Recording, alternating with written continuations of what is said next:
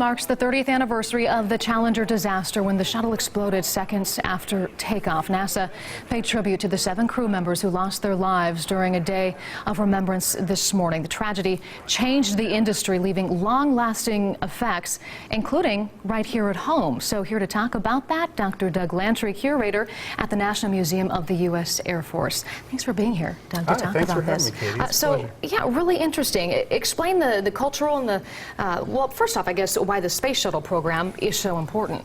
Well, the Space Shuttle was important because it was, first of all, the next step after going to the moon.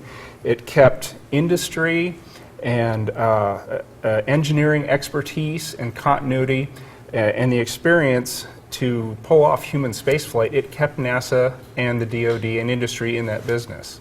It was also important because it served as a test bed over the life of the program for life sciences and space sciences, for international cooperation, helped build the ISS and so on.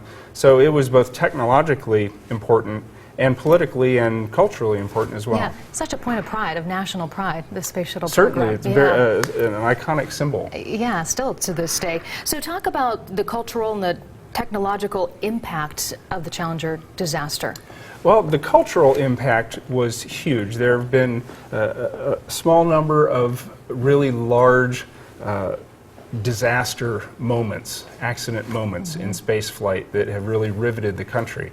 And as you remember, 30 years ago, millions of school children were watching that live to see the first ordinary person, Crystal McAuliffe, the school teacher, travel into space.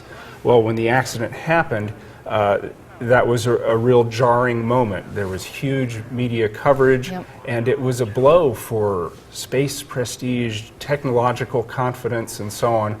And the investigations and so on that followed were a jarring moment for confidence in our program. I think it's one of those moments that in our history everybody knows where they were when that happened. Certainly. Because it was so impactful and so heartbreaking. But the second part of it, the cultural impact, was the drive to recover from that. The program didn't fly for 32 months, but there was a strong, strong resolve to fix it and fly again. So we mentioned this leading up to the interview. Talk about that accident, the impact it had on the Air Force. Well, the Air Force switched from mainly relying on the Space Shuttle for its access to space, for specifically large reconnaissance satellites, to a mixed capability. In other words, expendable launch vehicles, rockets without astronauts, to get those satellites to orbit, and not simply just the Space Shuttle. So it resulted in a real change in methodology. We're not going to rely on just the Space Shuttle, but we're going to rely on ELVs, or expendable launch vehicles, to get those vehicles to space. You can see some of that in our new gallery.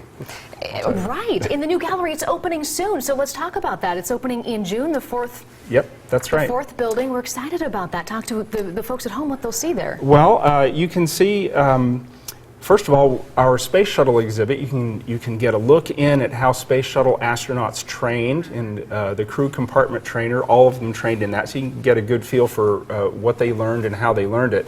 But also, you can see a 200-foot-long Titan IV launch vehicle. Remember that the Air Force depended then on expendable launch vehicles after that accident to get huge, giant, bus-sized reconnaissance satellites to orbit.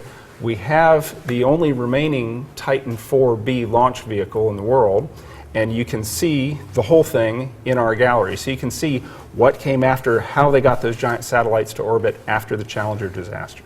The National Museum of the U.S. Air Force is such a treasure, and thank you for all you guys do to bring that to us, and it's free. You can go in there and see all the amazing exhibits, and it's so informational, and just it really is just awesome. So thank you so much. You're welcome. For that. Thanks for giving it a little jolt. Yeah, there. And we'll be there in June when it opens. So Dr. Lantry, appreciate it. Thanks so much. Thanks for having me. Brian.